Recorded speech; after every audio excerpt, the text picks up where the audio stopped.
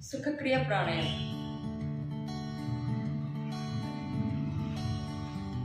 So this is one kind of beginner's breathing exercise. Downward 15 times, upward 15 times. Now you can see. Forceful inhale, exhale.